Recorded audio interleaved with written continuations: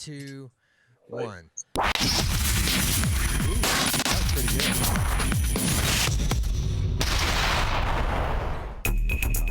From an undisclosed bunker deep in the earth, bringing you the best in horror, paranormal, and conspiracy. We welcome you to this week's Zombie Fight Club broadcast with your host, Eddie Rotten. They want the major population centers wiped out so that the few that are left will be more easily controllable. Controllable. Controllable. Controllable. Controllable.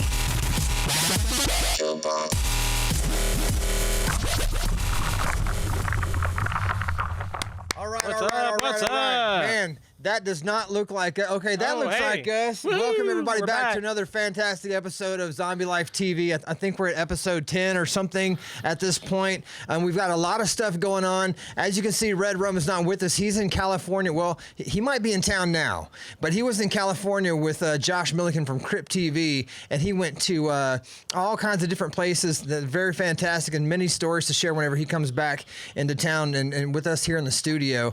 I want to welcome a couple people that are going to come onto the show in just a second. We're going to talk about our lives just for a moment, but in a minute, John McKechnie is his name. He's coming on, and his buddy Tim, who was a zombie in his new film called Atomic Zombie. Did I say that right? Is it Atomic Zombie? Atomic Zombies, yep. Okay, now you see us getting up on these mics like we want some. Hey.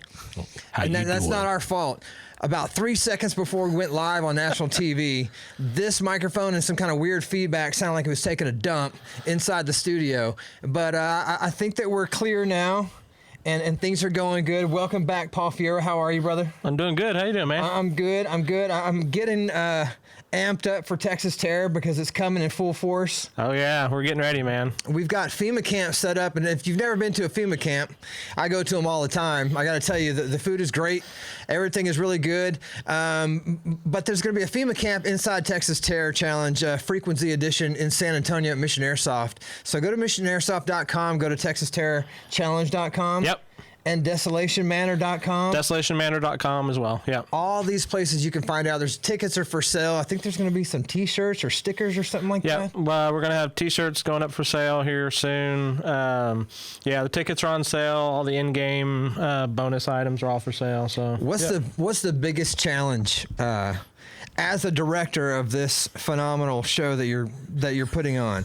What's the biggest challenge besides an aching back that you've come across doing something this large scale? Herding cats and chickens.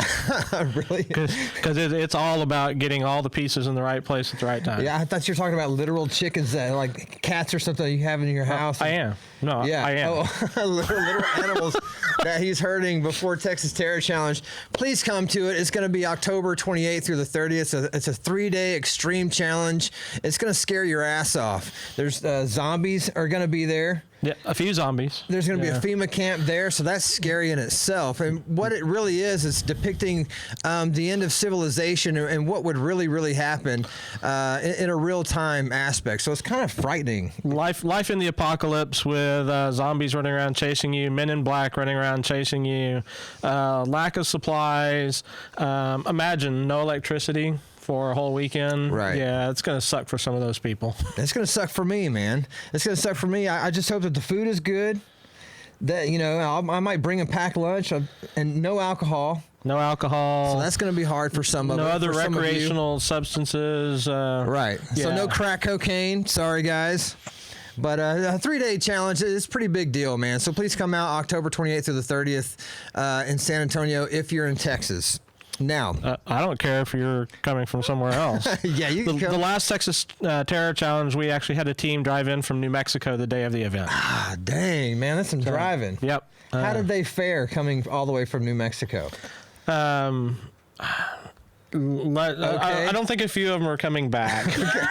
New Mexico's a little bit of a drive. Yeah, but we've got one of them that has said she's going to come back to act if she can't convince her team to come back. So Yeah. she may be one of our cast. Right, So, right. New Mexico Zombies, yay. Yeah, that's pretty cool. So when Red Rum comes back, he's going to have a whole lot of stories to share from California because he went and did a whole bunch of stuff with Josh Milliken from Crypt TV. And we wanted to give props to everybody from Crypt TV and everything that you do, all the short films that you place on Facebook. Please go add them on Facebook and check them out. There's a Facebook, there's a Twitter, there's a YouTube page, there's the website, and it's just amazing, phenomenal what these people are doing with their imagination now with short film, and it might be the thing of the future, man. Like, short films are kind of blowing up. Yeah, low budget internet films, man, they're blowing up everywhere. You see it all. I mean, I know people that spend entire weekends doing nothing but watching YouTube shorts. Well, that new movie that's coming out, Afraid of the Dark or whatever it's called. Yeah, something like that. That was a short film. There was like a 3-minute short film or something, scared the crap out of me. Yeah, it was pretty funny. In fact, I have a friend that I sent her the link to that, and she now goes, thanks to you, I hate the dark. It's scary, man. It was pretty creepy. But you get off to that. Like, you really enjoy watching people freak out and scream.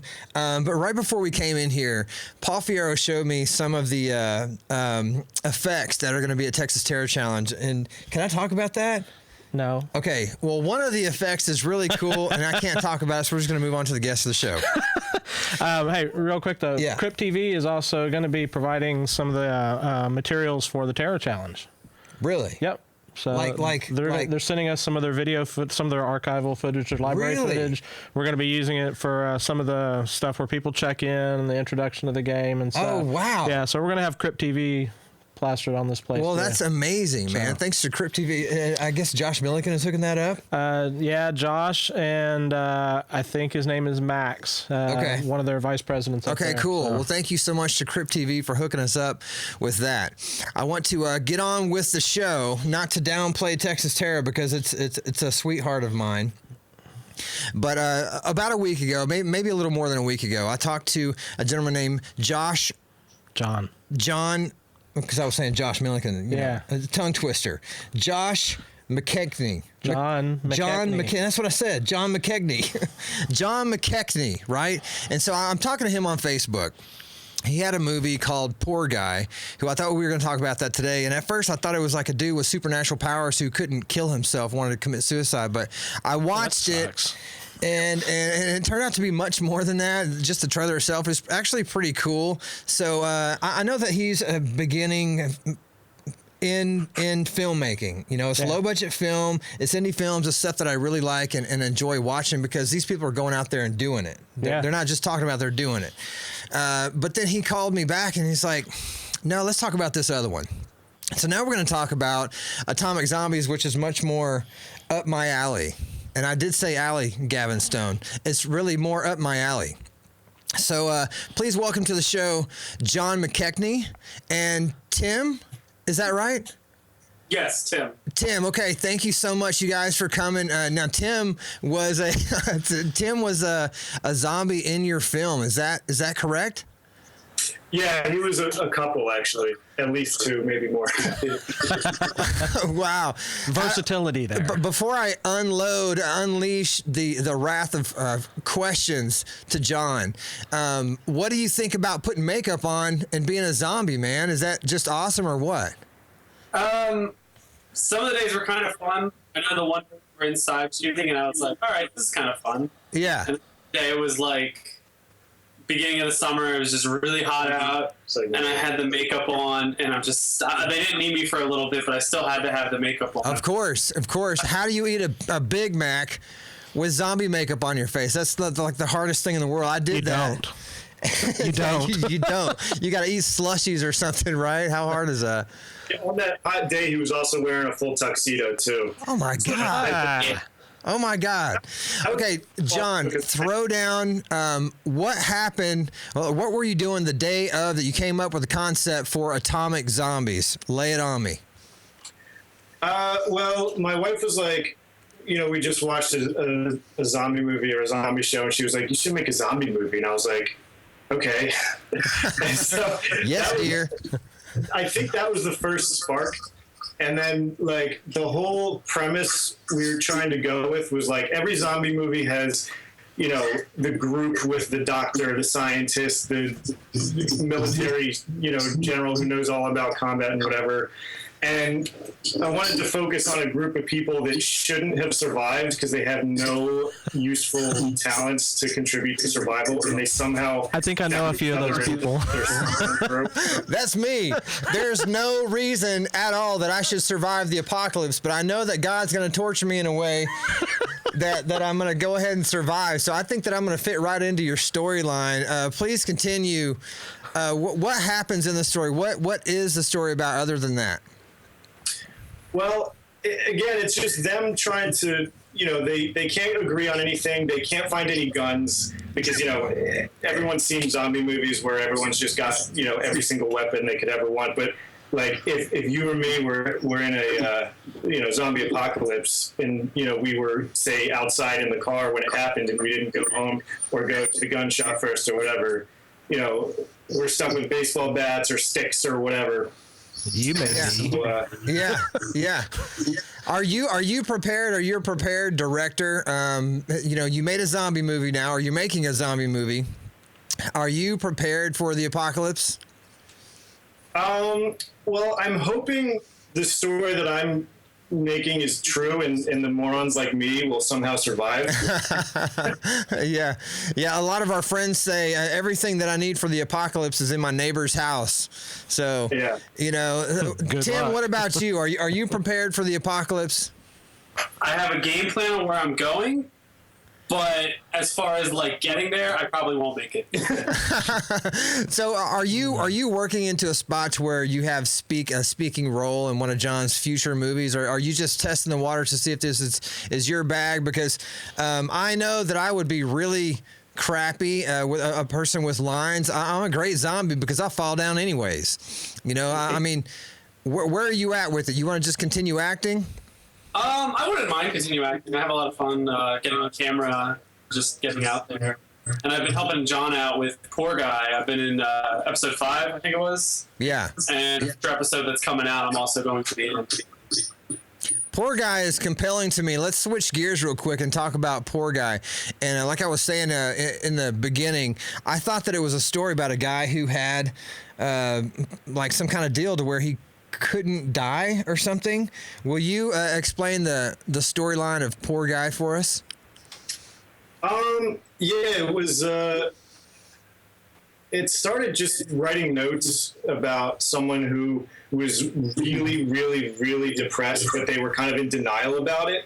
And they're saying, like, you know, I'm doing great right now. I mean, if something should happen and I would die, that's, you know, fate or whatever. But then they just go and keep putting themselves in situations that should kill them.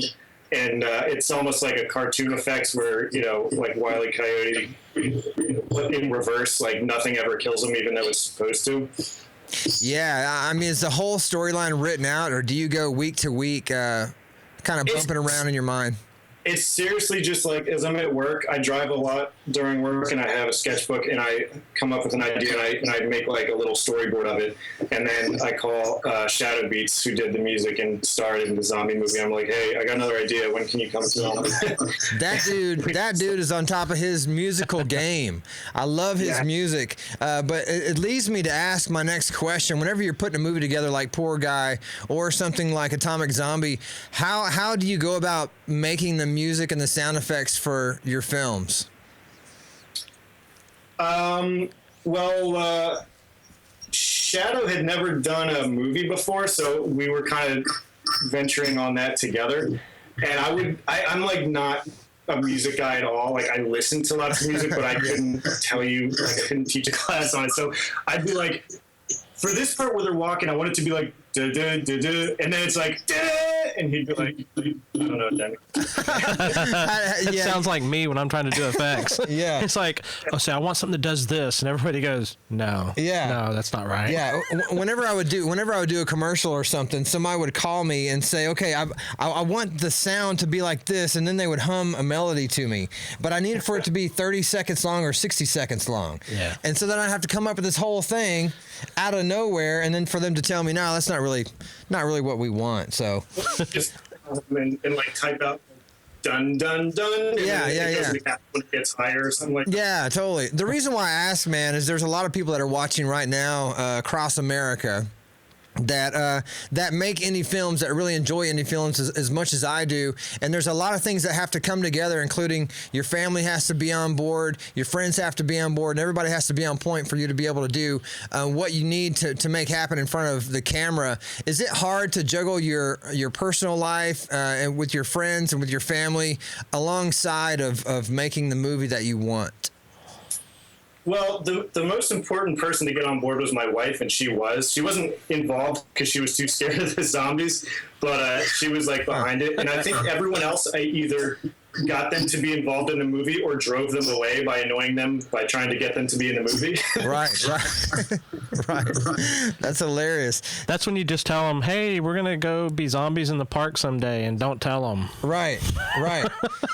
See, because Paul, whenever you do zombies, and just like William Instone, we have a friend here in town that does a zombie movie, Among the Dead, and we straight up guerrilla shoot in a park or something, or dress up like zombies and go out and do it. Do you guys have to do that, or do you go talk to your mayor and see if you can reserve the places that you're going to shoot? No, we're a little more guerrilla. He's like, hell no, I talked to the mayor. We went out to one of the parks and just said, okay, let's go down in this little ravine. And people were walking by going, what's that noise down there? I talked to a dude a couple months ago that is shooting a indie film with zombies in Washington. In Washington, there's no guns anywhere, so it's hard for him to figure out how to do it. So he has to get airsoft guns and go just outside the borders of town so he can shoot his movie. Because if he steps one step inside, then they're going to find him. Yeah. So they're always watching him, even though it's a low budget film with $10,000 or something which is a lot of money to me. I don't have $10,000. I don't know. I could do a lot of stuff with $10,000 on effects. How do you find the money to fund your film? Are you on GoFundMe or Indigo, or how do you do it? It was seriously like zero budget. Like if I couldn't afford it out of my own pocket, we found a way to work around it. That's why I was lucky enough to have Shadow do the music, and my friends and family starred in it and did the makeup, and everything else was fixed in post. Yeah.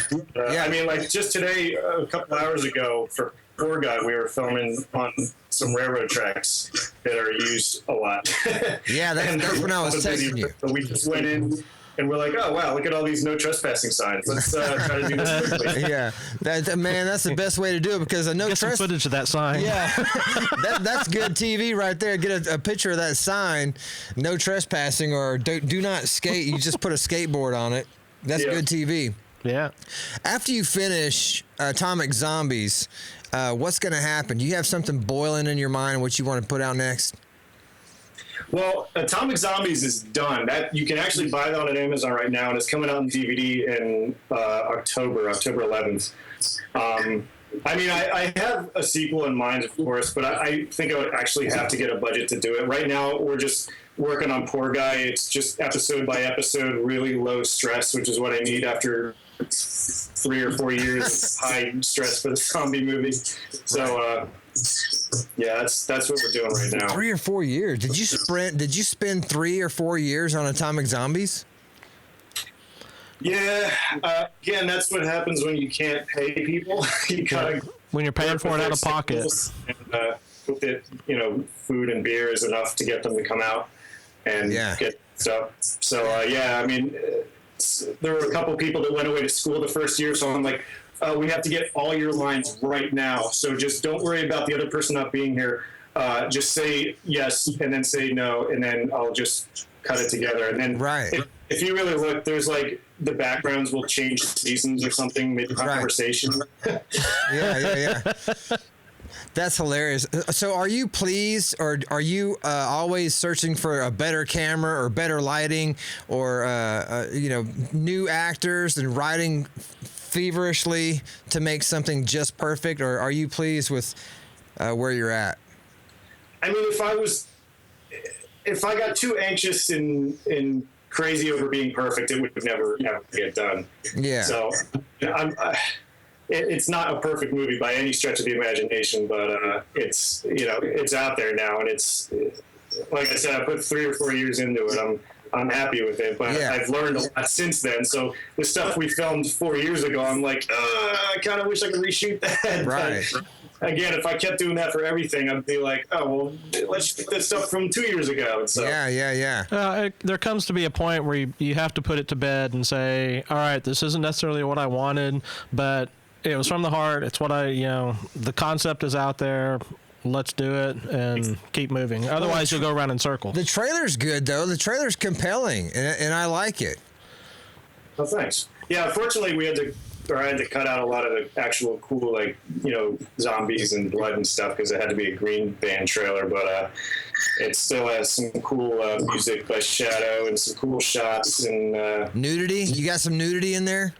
No, I can't ask people that I'm related to or know. That was Man, you got to go third party questioning. Just call me up and then I'll call them and ask them if they'll be nude in your film. You know, no harm, no foul.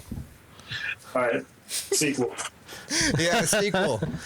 Well, hey, man, thank you so much for coming on the show. I can't thank you enough. Both you and Tim, man. I know that you guys have a lot of stuff planned in the future and stuff you might not even be talking about. But I'm going to look into my crystal ball real quick, man, and I kind of see you writing a book. Because you sound like he's got a lot of stories to share, but not a lot of time to put it on film. You know, have you ever thought about writing a book?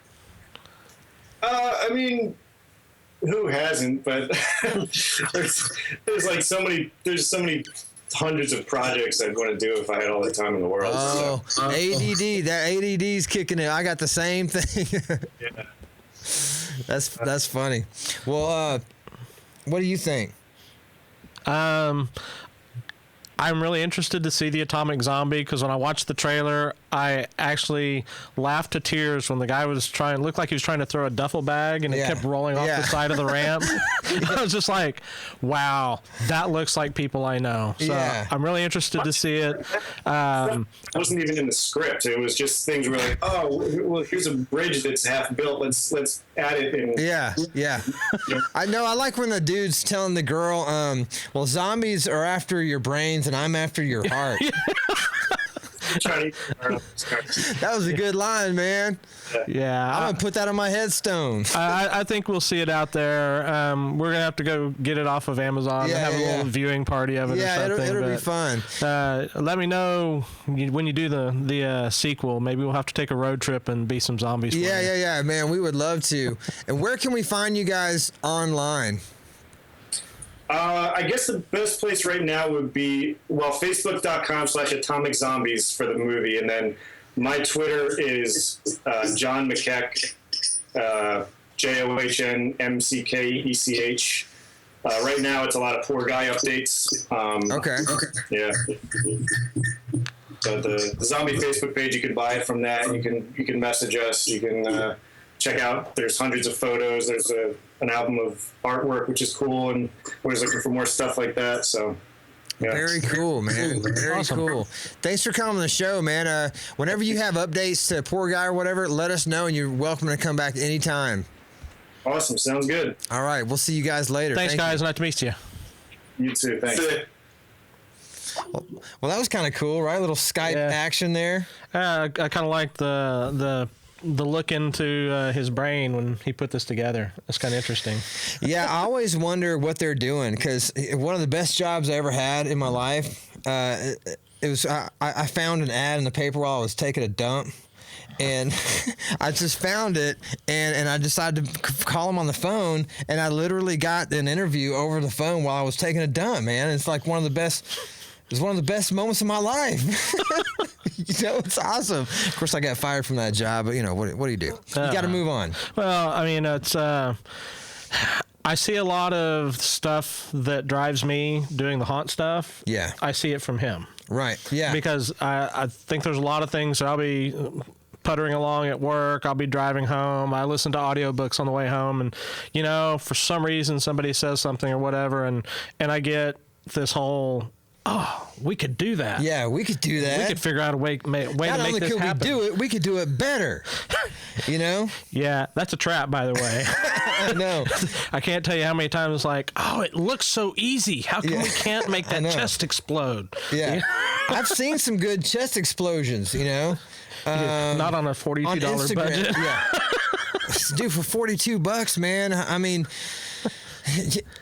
balloons with like bloody water in them, or like, you know, like gel or jelly. It's great, man. Like Megafoot. Have you ever seen Megafoot? We had Megafoot on the show like 2 years ago, and it's all practical effects. And they made a huge Bigfoot monster beast, and he cut this dude's head off that was having sex with a chick inside a tent, and it all looks very real. He's like, oh, we did that for like $20, man. You know, no problem. I think it's lighting, smoke, and mirrors, man. That's all it is. Yeah. It's got to be. Yeah, I know it has to be. Yeah. It's just, I'm not the practical effects guy. I'm the guy that comes up with the evil, twisted. Hey, let's do this in the dark and make them run into trees. You know, and somebody else has to make it happen. Yeah, yeah. You know what? I can't believe our time is already up. Thank you again, everybody from Atomic Zombies that came on the show. John McKechnie. Yep. And Tim. I can't remember Tim's last name. Or was it Tony? It was Tim. It's Tim. He's going to forever be known as Dude, I'm sorry. Tim. Tim the Zombie is what you're going to be called. Hey, I want you guys to find us on the internet, okay? ZombieLifePodcast.com. We're on Facebook. We're on Twitter. Go give us a share. Go give us a like and comment on anything. If you want to see something on the show, let us know, because next season's starting soon. We're going to the big studio, which is going to be cool. And Gavin's already approved like strippers and donkeys and like a maypole with, you know, little people. It's going to be incredible. So he didn't tell you about that? No. Okay. Maybe it's a dream that I had. I think you were on the toilet again. I was on the toilet again. Hey, everybody, thank you for coming back to Zombie Life TV. Until next week, kill 'em all. Kill 'em all.